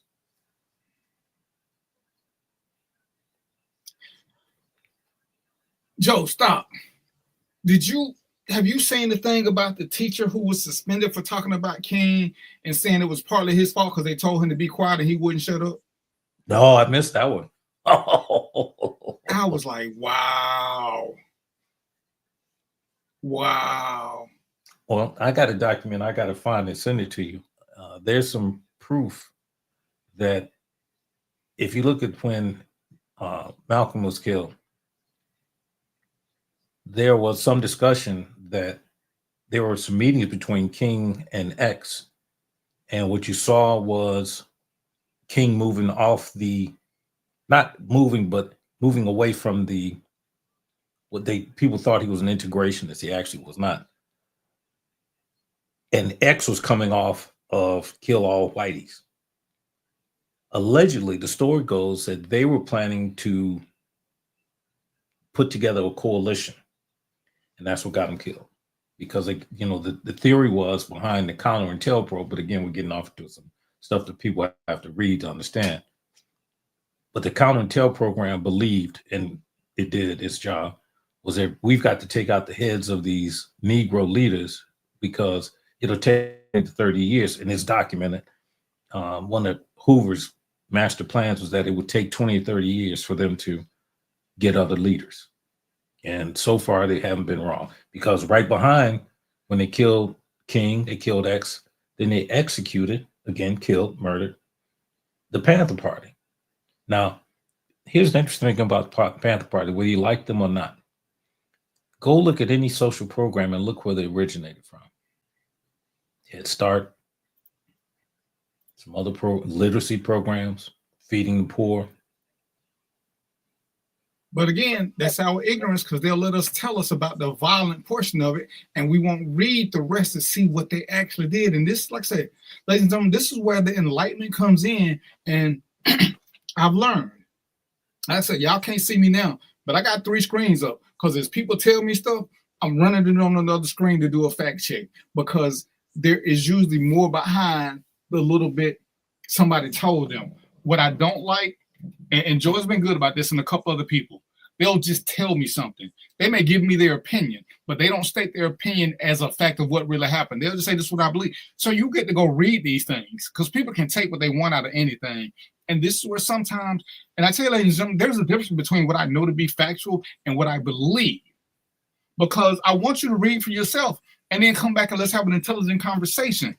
One of the best things I saw was that this whole divide about who voted for who, why, yada, yada, and people ending friendships over this. Well, one, to me, you're stupid if you don't know what kind of friends you got. So if you didn't know your friend, I got friends who are Republicans, and I know why they voted the way they voted. I know, and I can't be mad at them. I can't make your life be my life. So the problem is we don't know enough so that we can have intelligent conversations about our differences. And that's where we show who we are. Me and Joe don't always agree on stuff, but guess what? At now time that we sat around and started disparaging each other or calling each other coons or sheep, because guess what, ladies and gentlemen, and I've had this conversation, at the end of the day, we're all sheep. We all follow something that somebody else has done. So to keep thinking that you're so individualistic in thought process makes you a sheep too, because lots of people say, oh, I ain't many people think like this, but there are some, which means we're all followers of some kind. And it's okay because somebody said something that we gravitated toward. Even if you put your own little spin on it, I guarantee ain't too many of your spins that original. But ain't no need to call each other names because we don't agree in totality. See, what the Democratic Party did was what I keep telling y'all, single point of failure. If you attack from a bunch of different areas, which is what the Republicans did, you ain't gonna have one area fail you. Anytime you do that, I don't care how strong you think your case is, if once something can shut you down, you are destined to lose, period. No matter how great your process is, you have to have a multi-pronged attack. That way, if you hit a roadblock, the fight still goes on. And I'm always say this, everybody should have their own following, and we should have different agendas, and whoever agenda come up first, that's who we push, while continuing your own agenda. But you side with this one. You don't say, oh, mine should have been first. And when people don't understand because I'm more this, then I invite Joe to my group and let Joe talk about what's going on so that my people understand. Joe invite me to his group so his people understand what I'm saying, because I ain't got to keep translating for people. But we don't want to do this. Everybody wants to be the king. And everybody said, see, that's why we don't do. We can't all get along. Well, when did we all get along? When did we all get along? Oh, white people always do. Who are the chief people that was slowing Trump up? Don't let Letitia James and Fani Willis fool you. All the intel they got came from inside Trump camp. They were white people. Stop saying that all white people get along. They don't. They don't. But we keep trying to say we gotta get along with all black people. The quickest way to assimilate failure is to keep bringing people along who don't want to be there. That's why I say the people who, during this show, I got people who hate me. And there have been times I say, you know, some of the stuff we talk about, I really shouldn't be talking about because y'all not them people. But I got to still slowly educate you. But most of y'all have an idea or you want to. That's why you watch the show. I can't bring the niggas with me. I don't want the niggas coming with me. I don't. Yeah. When they're ready to elevate shit, and I own it, there was a time I was a nigga too, and I had nigga thoughts. As I elevated, and I went from nigga to colored to African American to black to Negro, because I'm an American citizen. So I hear what y'all saying, but I want all my rights. So I hear what you're saying. I hear what you're saying. I know where my parents came from. I know my grandparents. I can't go back too many years, but I know enough that I'm an American. You ain't finna take that from me because I don't need to be nothing else. I'm not that insecure. I'm an American. I want all my rights and privileges due to me as an American. All of them. So, oh, we all Israelites. I ain't never been to Israel. Don't know nobody from there. Well, that's what your people, right? So if my people from there, guess what that make me? It make me a non-Israelite. Because if somebody from Japan, correct me if I'm wrong, Joe, if somebody from Japan comes over here to visit on a visa for 3 weeks and they have a baby, guess what their baby is? Their baby is an American because they were born on American soil. Correct. That's the law. So I was born here. That makes me an American.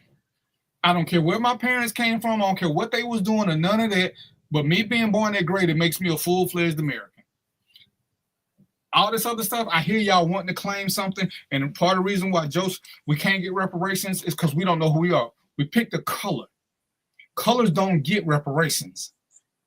You got to belong to a group. Black is not a group. Black is not a group. It ain't.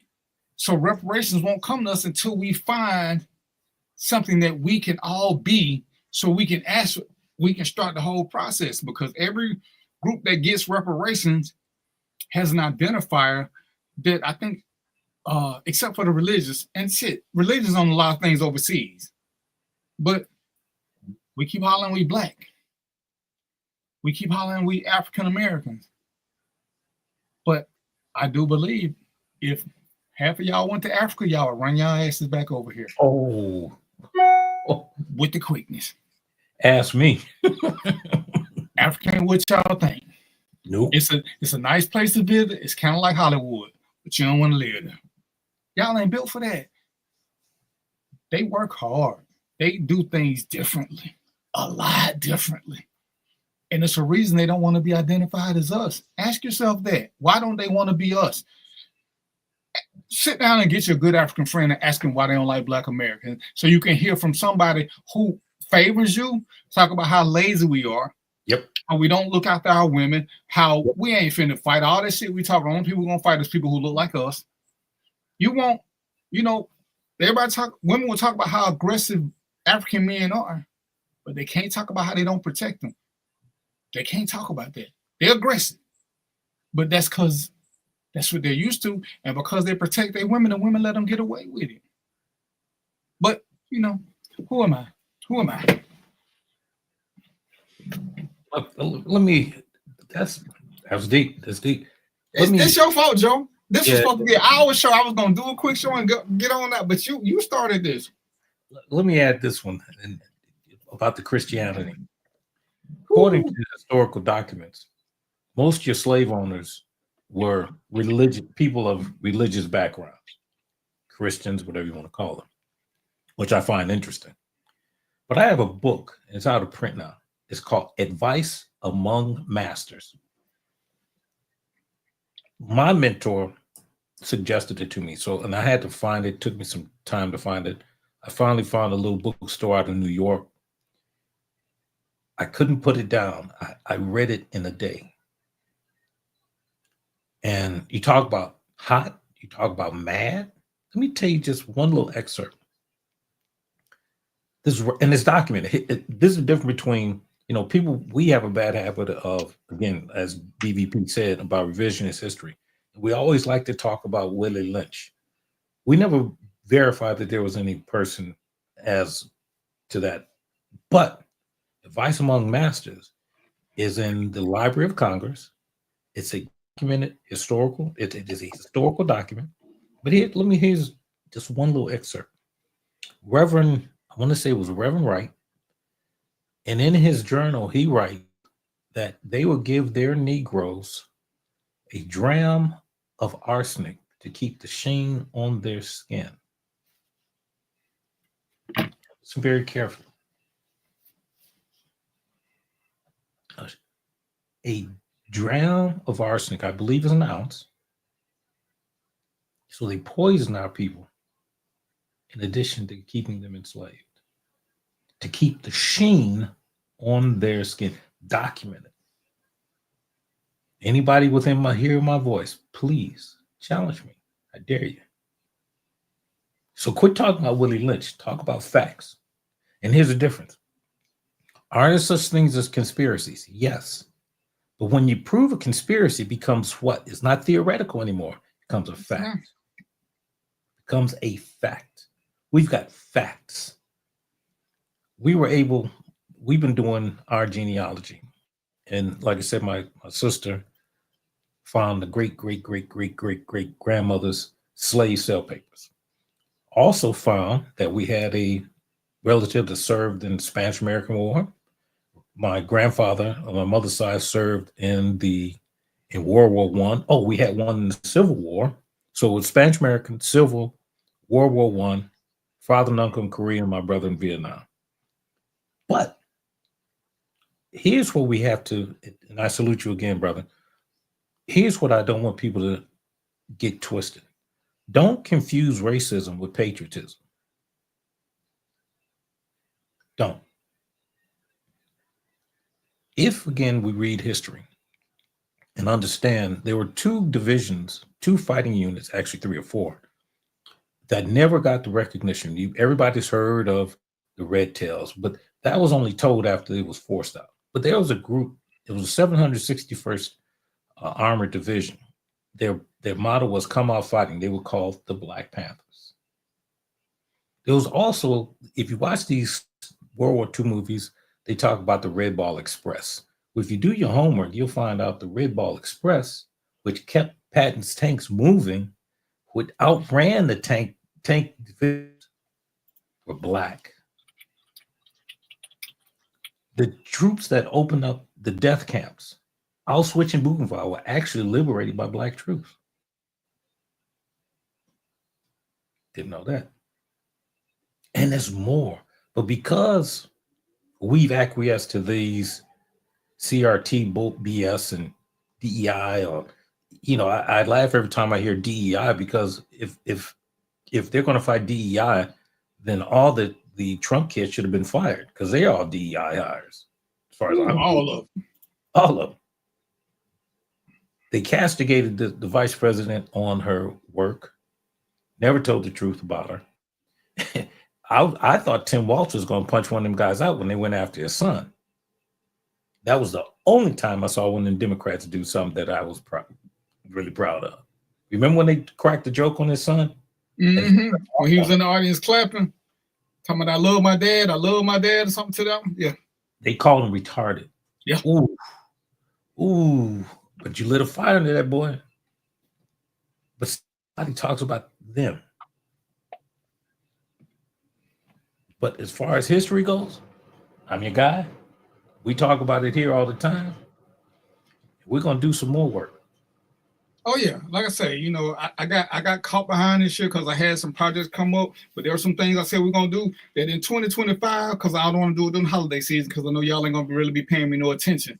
But again, in 2025, you not gonna know because you don't want to know. It ain't gonna be because I ain't presenting it to you, and the shows stay up. I got finance people coming. I got mortgage people coming. I'm gonna have Joe. We're gonna talk some history, because we gotta know. We gotta know. I got my little notes here about what I want to talk about, and one of the things, because I'm gonna slowly switch the subject because we gotta go. The conversation that y'all used to have, we truly do need to have it now. When y'all were having this conversation before about having your kids watch out for cops, and I had to stop you, because if I'm being honest, and Joe knows this factually speaking, we're more likely to get hurt, robbed, killed, shot by somebody in our circle than we are a total stranger. So if you're going to have a conversation about cops, have a conversation about the friends. Most people who had their house broken into, it was by somebody who had already been in their house, not from some random people. Don't get me wrong, the randoms happen, but most people break into a house knowing what's already in there. Right. So now when we get ready to have this talk, and ladies and gentlemen, I'm telling y'all need to get ready to have it. One of the things that I disliked the most was who he is trying to make the Secretary of Defense. Oh, he is trying to get the military to become third world countries. And hopefully, I was in the military. I was in the Air Force. Let me just separate that. But hopefully, the law is still the same. You cannot you cannot order me to do something illegal. And General Miley said it best at one of the things. He said he was wrong when they fired tear gas on people so that Trump could take that picture. He got caught up in the moment. Trump only wants his people as generals who will let him do whatever.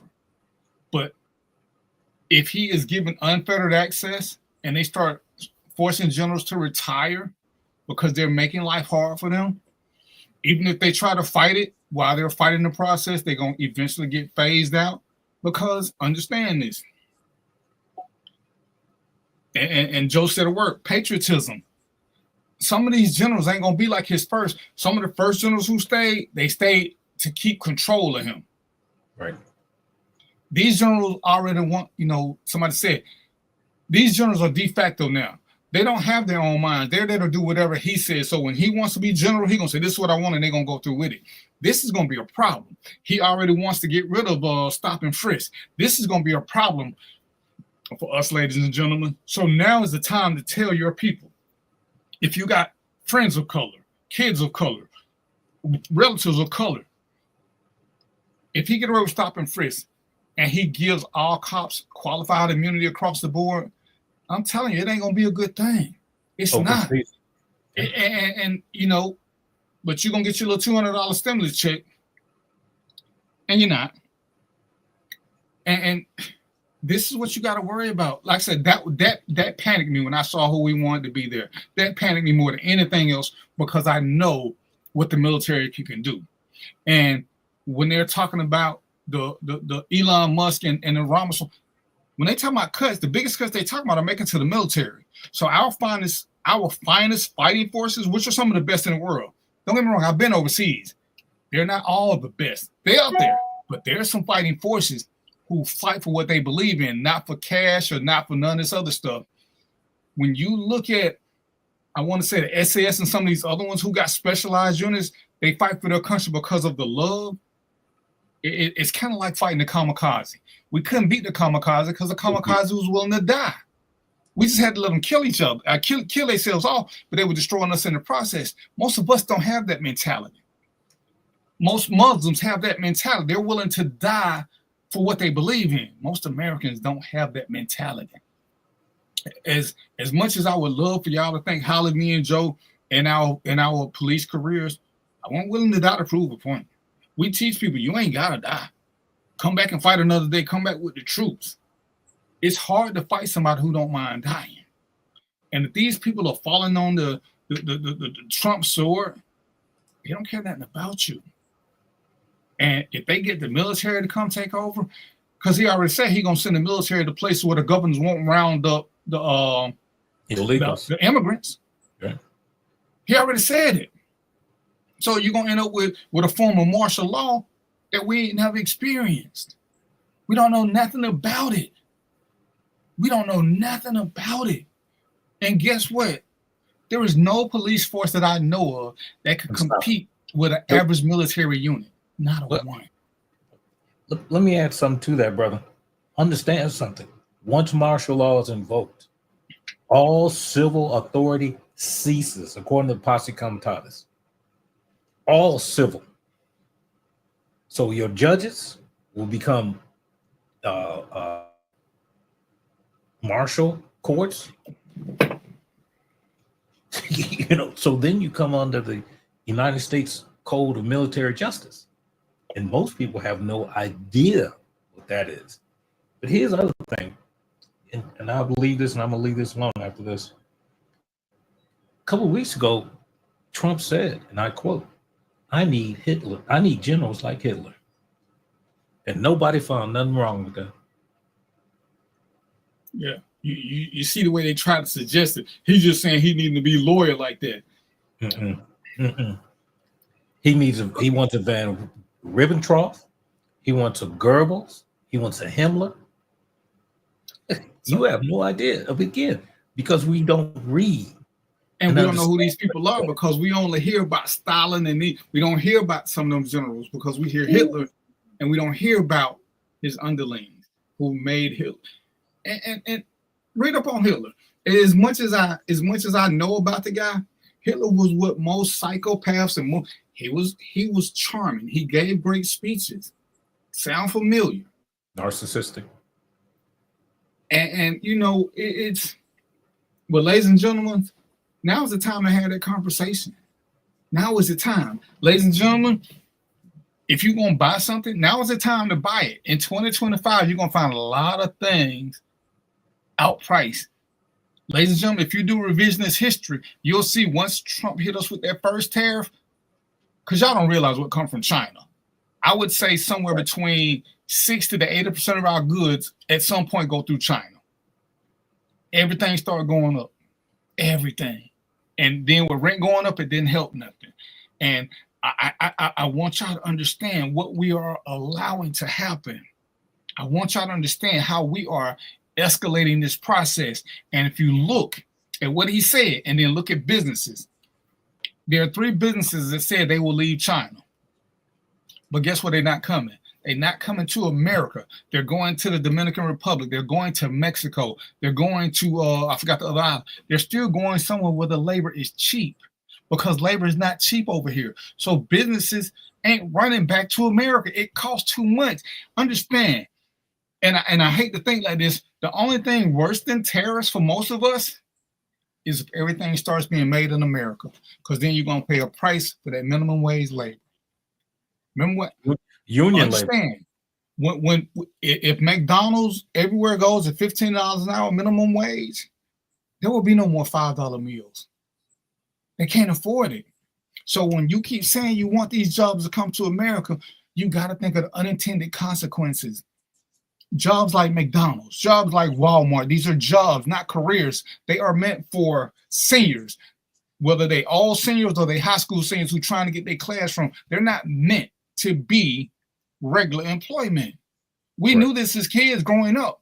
All the kids worked at McDonald's. The manager was a true, it was a career for them, but McDonald's was a transient job. You went there to pay for your prom and only 1 in 20 stayed to go on to Hamburger College and all that. It was not meant to be a career. Y'all better understand this and have the conversation now, because y'all gonna wait to 2025 and start complaining when it's too late. Him announcing his plan so early is giving y'all a clue. Now, one thing Joe has said, and I got it wrote down. Everybody say Trump is, he say what he mean and mean what he say. Well, according to Trump, every time I've seen this, he said he has no knowledge of Project 2025. So do you believe he says what he means and means what he say, or you think he just okey-doke y'all? Because you can't tell me he don't know nothing about it when it's been brought up and tied to him, and all his loyalists are part of Project 2025. But if we follow what Joe said and what other people say, he said what he mean and mean what he say. Every time 2025 come up, he said he don't know. He said he don't know nothing about it. He didn't say he wouldn't be in favor. He said he don't know nothing about it. Believe what you want to. I don't believe he's that stupid. I don't think he's stupid at all. But for him not to know it, so you think he being honest though, that he ain't got nothing to do with Project 2025? It's just something that conspiracy theorists said. I guess we'll have to wait to 2025 to see if it's a conspiracy theory or a fact of life. Well, here, wait now. Just so you know, I don't know if you remember that, but I've been talking about 2025 for 2 years. Mm-hmm. I read that document. It's 990 some pages. I read that document.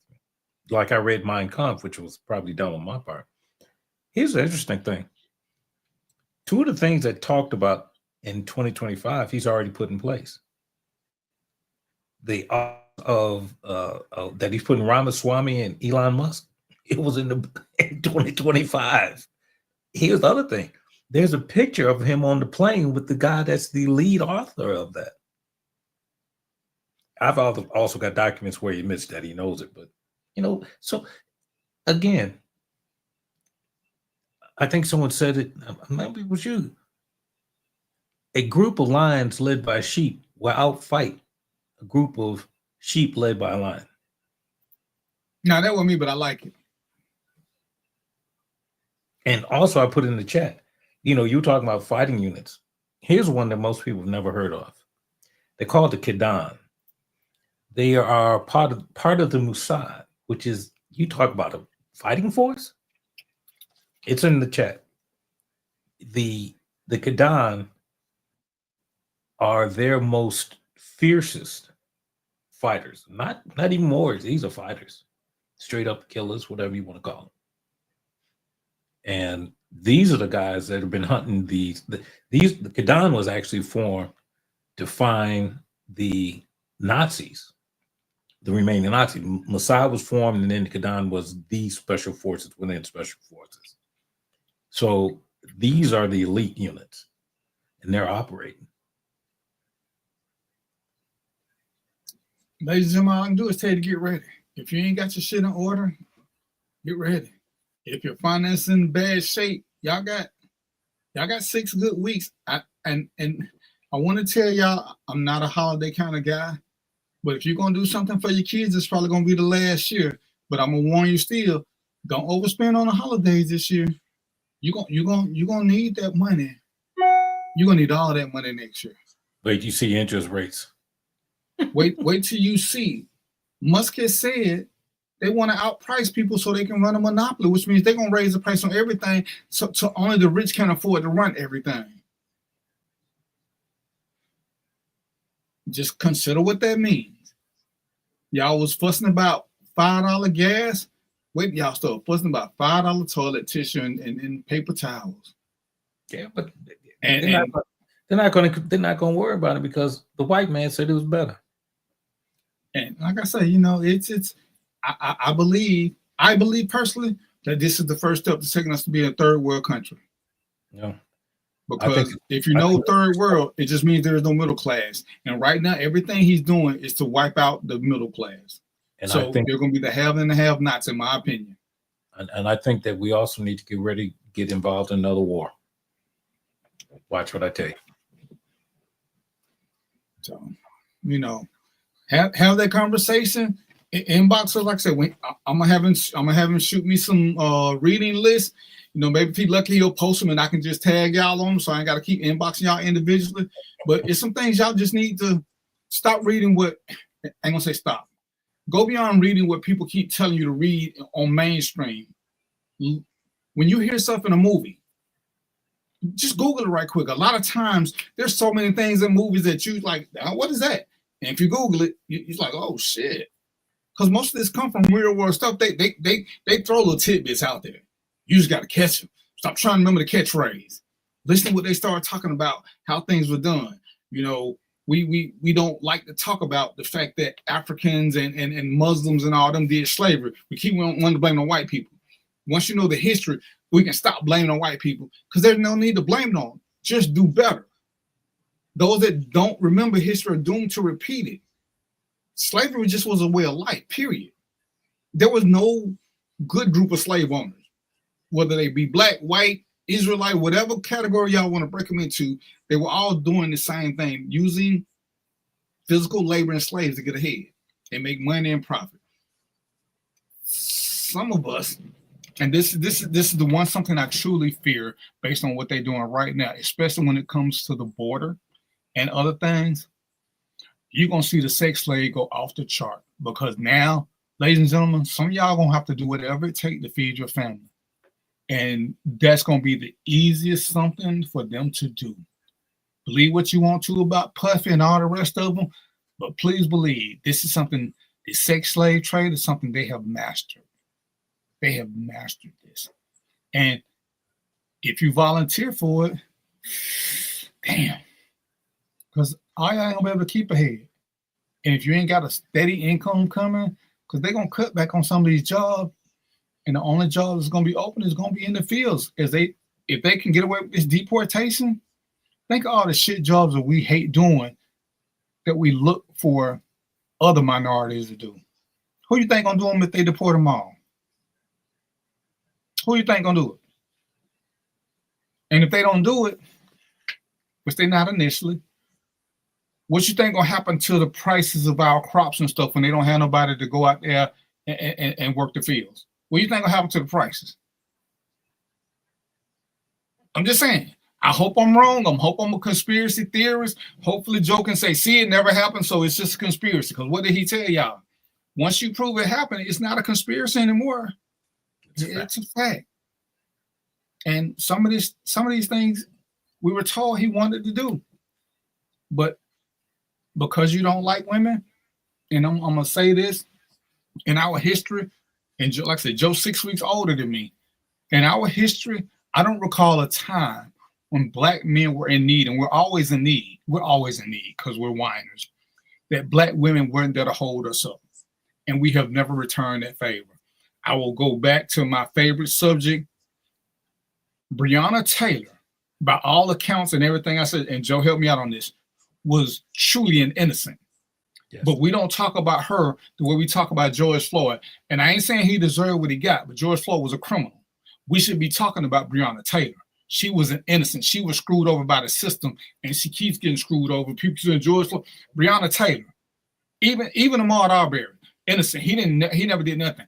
Why aren't we latching on to true martyrs and lifting them up and holding the people accountable? And unfortunately, it's going to be too late now. It's actually, it ain't even finna be. I'm sorry. It is too late now. But Breonna Taylor should have been our icon. Breonna Taylor, we should have got behind it and demanded our black women be protected. And with that, I'm going to say this. In 2025, if I had one wish and wishes came true, that's a song most of y'all too young to remember. I would hope that in 2025, when there's a black woman being persecuted for whatever reason, that I don't hear a black voice narrating it. That pains me to my core. That every time I've seen a black woman being abused, especially physically, it's always being narrated. Not just done, it's being narrated by a black man. Even when two black women fight, I hear a man narrating it, a black man, because I know what y'all sound like. That, as much as they stand behind us when we don't deserve it, as much as they stand behind us when we need them, as much as they do to keep us out of trouble, because you can get mad at the ones who blame black men And Joe knows what I know. Yeah, it ain't all us, but we know enough of it that we're wrong more often than they are. And when we keep complaining about what these women do and what they don't do, the reason most of y'all ain't in jail is because she won't take y'all to child support court. That I believe that's a hard fact. I believe, and in my work, in my life, I would say there are more women who have said, if he don't want to take care of his kids, I'm not gonna make him, than women who say, oh, I'm gonna make him do this. I believe there are way more women who are offered child support because they, as they've always done, they found a way to make it happen, as opposed to keep begging a man to do what a man's supposed to do. That's my personal opinion. Joe may have one based on his experiences, but we got to do a better job of protecting our women. The minute we start showing them respect, here's a test for y'all. Go to Chinatown, go to Little Russia, go to wherever you are, and start talking shit to one of their women and see what happens. I guarantee you, it ain't nothing like going to the projects and talking shit to one of them women. I guarantee you. You're gonna walk out alive. And if you do, you won't walk out. You might get out alive, but you're not gonna walk out. You're not gonna walk out. Go in there and raise your voice at one. Go to one of their flea markets and tell them that their price is too effing high and you ain't trying to hear that shit. And tell me how many sentences you finished before you blacked out. I'm just saying. Joe, I sure appreciate you, brother. I sure appreciate you being here. You know, I be trying to save my time for you because I know sometimes you're busy. But give me that list so I can get it to the people. Because, like I said, while we're going through this 4 years of suffering that everybody ain't gonna make it through, they need to be prepared for what comes in 2028. Because these 4 years. Oh, quick question. You think now that Musk is in a position of power, they're going to shut Facebook down? Because that's a straight power move. I can see that happening. No, because it's using to listen. The guy that runs Facebook is part of their club. Okay, so you think they're going to work together? Oh, I wonder if Musk going to pull just a power move and say, you know, Jeff, we cool, but I want yours shut down. No, remember he did say, Musk said that he was going to buy CNN. So imagine now you got two media outlets like Fox and Fox 2, or 4, depending on how you look at it.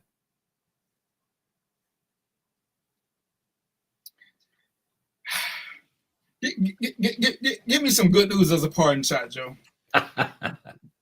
Well, I will say this. I think that in even in times of extreme tragedy, something good comes out.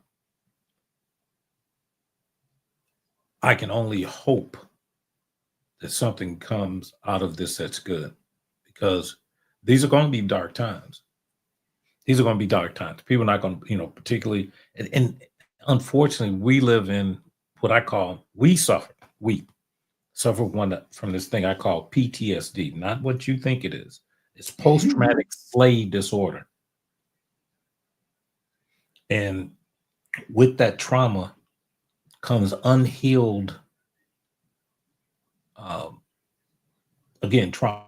And we know that in every recovery system, whether it be drug addiction, alcohol addiction, the first road to recovery is to admit you have a problem. Well, until America admits that we've had a problem with slavery, that train stops, because everything else moves off that dime. Whether you want to admit that there's a group of people that have been segregated, that have been downtrodden, that have been targeted. I mean, I've had people tell me, we want stop and frisk. I'm like, well, I've been in the business, and no, you don't.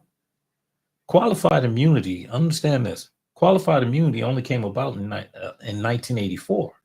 So even up to that point, they didn't have it. Now, does everything as the movie Under Color of Law? legal? Well, you're about to make it that way. But guess who the victims are going to be? And here's what I was going to say. The same people that supported knocking Harris are probably going to be the victims of their own invention, for lack of a better term. Probably. I can only wish. I can only unintended consequences. But I think you keep saying unintended. It's intended. So no, I said the ones who thought they supported it, they didn't. You know, it's, yeah, you're right. I agree. It's like running into a bunch of money. If you ain't never had money, getting a lump sum of money is problematic because you don't know how to deal with it. You don't understand taxes. You don't understand this, and this is why a lot of people go bankrupt so quick. Smart people, when they see money coming, they've already got a financial advisor, somebody giving them directions before that money comes. They don't wait and buy. Which is, you know, my analogy is, and this may sound what it is. When you got a Jewish person doing your money, Jews want to get paid, so they're gonna make sure you keep getting paid. They in it for the long run. But you look at the people who have gone broke, who should have never went broke, and look who's in their circle running their money, friends or family. Get you a businessman. Businessmen want to get paid all the time. They might overcharge you, but you're gonna keep getting money because that's how they keep getting money. And we don't prepare for that. It's so much money has slipped through our hands, and you know we're gonna leave. But again, if y'all would have took that $2,000 stimulus check, if 15 of y'all would have took it and took that 30 grand to one of these strip malls and got the strip mall, y'all could have got y'all a building for probably less than $1,000 a month because y'all would have been doing collective group economics. But y'all so scared to let one person do it because one person gonna put in more money than the rest. And they deserve more. It's equity, not equality. Equity. But then your rents would have been so low that it wouldn't have mattered. As opposed to going and renting one little place for $1,500 and you ain't building nothing. But at some point, we're gonna be smart enough to do group economics. And the trick to group economics that I've learned is you don't have to like each other. You just got to make sure y'all all got good business sense. You only got to like people you invite to your house. But people you're doing business with, there are a lot of people who I listen to for business advice I would never, ever let in my circle. But they know what they're talking about. Because a lot of people in my circle can't afford to do business. They good people. I got to be able to separate the two. We got to be able to separate the two, know what's business and know what's personal. Agreed. And once we get that, and once we start having open, honest dialogue about sex, religion, and politics, the easier we'll be able to move. These subjects shouldn't be taboo. We should be able to talk about them like we talk about sports, like we talk about these dumbass reality shows, so that we can share knowledge and become enlightened. Again, my experiences ain't joke. We can see the exact same thing, but we look from two different lenses. The more information that you get from other people, the better your decisions can be. Stop thinking your world with your 16 friends is the whole world. It's not. Your world is, your 16 people. They not that important. So, it's 7:51. Like I said, this show was supposed to end at 7 o'clock, but Joe came on here and got me started. He got me started because this was show gonna be a peaceful show. I got things I need to be doing. And he done distracted me. I'm gonna blame him because that's what is that ringing in your side or that on my side? I hear a bell ringing. That's on my side. Okay, I was like, man, what the hell going on? So, ladies and gentlemen, like I say, send us your questions. But like I said, we're gonna go into next year, and we're gonna have to, unfortunately, we're gonna have to revamp some things because we can't tell you how to survive next year because we ain't sure everything is gonna happen. But day by day, we learn a little bit more and more and more. But I'm gonna tell you now, what they say, put away 6 months rent. Mm-hmm. Y'all might need to put away 2 years worth of rent. Yeah. And it sucks, but yeah, y'all need to let this Christmas not be the biggest Christmas ever because you don't know what's gonna happen. And like I said, the interest rates probably gonna go up. And a lot of things is the rent. I think y'all rent's gonna go up dramatically if you're renting. Yeah. So you know what? I think I'm gonna have somebody. I need to try to buy a house before the end of the year. That's what I think. What you think, Joe? I completely agree with that. Locks in there. The mortgage does not fluctuate like a rent. Right. Rent does. You don't got property tax to worry about. Right. Right. So maybe I'll have a realtor on here to tell y'all what y'all can do, and maybe y'all can get it done. And because it usually take about, if you got most stuff, you can probably get it done in 2-3 weeks, maybe 30 days. Minimum of 30 to 45. Yeah, if you got everything done. I mean, I got a couple people, they might be able to get you there before the end of the year, because you got 4 weeks next month and 2.5 weeks now, and take away a week for holidays. Y'all gonna be pushing the envelope, but if you're gonna do it, now's the time. I don't need to keep saying next year I'm gonna get a house. Next year, woo-wee. Yeah. So I'm gonna do what I gotta do. I'm gonna go do some work. And again, I wanna thank Joe. You got some parting words for me, sir? Man, listen, thank you for having me. And it's been again always a pleasure to cross wits and cross swords with you, brother. So I'm here whenever you need me. And I appreciate that. Tell the wife I'm sorry to take away some of her time, but as they say, we might need them now more than ever. And I appreciate you, ladies and gentlemen. I appreciate y'all for watching Solo. Like I said, we're gonna get you some books to read. Just like I said, make sure you and your wife good, because like I said, you're gonna be angry. And you're gonna start slamming doors for no reason, and she gonna be like, "What's wrong with you?" And you ain't gonna be able to express the outrage, because when it hits you, it hit hard. Yeah, it hit hard. And when you start talking about something she don't know about, it hits harder, because now you got to educate her. But then you got to come back and talk to me and Joe so we can kind of bring you down, because we hit it. We know what it's like when that hits you. You mad, you big man, you big man. And Solo, you a big dude, so when you get big mad, there's a lot more price to pay. I'm a little dude. When I get big mad, like I said, I want to slam some doors, but it's coming, and we just got to be prepared. We got to be prepared. Again, in closing, those that don't remember history are doomed to repeat it. We're doomed to repeat it. And the information is out there. Most of it is not hidden. It's in plain sight. It's just whether or not we got the time. Can we stop going to the club long enough to read a book? Can we stop going to the club long enough to listen to a book? Can we listen to people that we don't agree with and become informed? It sucks when people hate hearing the truth. Oh, and Solo said he wasn't disagreeing with you. I don't know if you saw that. He was agreeing with you. He was disagreeing with whoever told you that. Oh. But yeah, I used to take great pride in I still do. My wife said, "Why do you argue with certain people?" I said, "It ain't the person I'm arguing, it's people who looking." Because the people who are looking from the outside are waiting me to hit them with facts that they can grab onto. So that's the reason sometimes I argue with idiots, because I want to keep hitting them with facts so people will say, "Okay, well, he do know what he's talking about. He won't give in." Yeah, because I don't care about you calling me names. My dad said, "If you can't whoop my ass, you can't make me change my mind." So you ain't finna do no swing across this little keyboard. And for the one guy who wanted to come and I told him where to meet me, just because I was a bullet, I went there. He ain't showed up yet. I was willing to go half on a plane ticket. If you feel that strong about it, but men ain't emotional, but you gonna fly here to fight me, you don't think that's an emotion, player? You don't think that's an emotion that you willing to fly somewhere to get your ass kicked? Hey, if that's logic in your book, then you're a special kind of stupid, as the thing says. But like I said, I'm gonna go.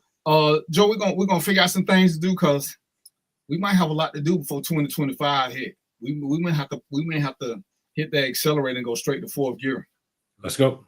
So give me that list of books so we can make that happen and talk about that. I need y'all to read some finance books too. Understand what finances is. Oh, quick question before we leave. Joe, how you feel about Bitcoin and crypto?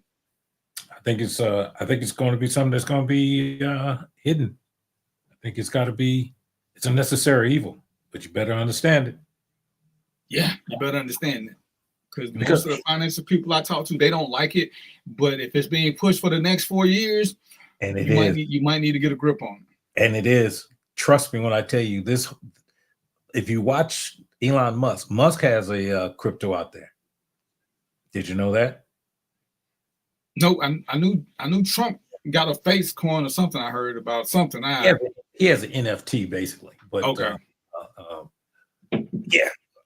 We had that discussion. But yeah, brother, I'm with you. Whenever you need me, like I said, I'm in. So All right. So with that, like I said, we're gonna get out of here, start checking on Bitcoin and crypto. I don't know enough about to have an intelligent conversation, but I got to start reading up on it just in case I need to invest, $10 or $15 in to be on the safe side. But read up on it. But Yep. I'm gonna still say cash is king, but some of y'all ain't even finna have cash to hide away. So until next time, like I said, me and you'll talk offline probably tomorrow sometime so we can see what we need to do before the end of the year. All right, brother. All right, so y'all know what it is, right? Until next time, peace, popcorn, and chicken grease, and we out.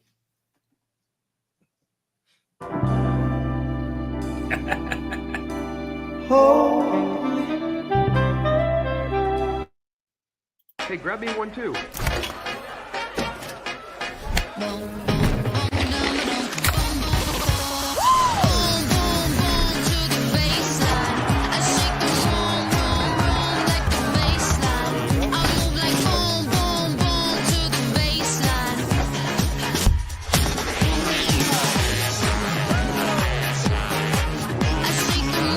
I love Atlanta, a city in the forest. Hi, I'm Jeff Cleveland, seasoned loan officer in the Atlanta market.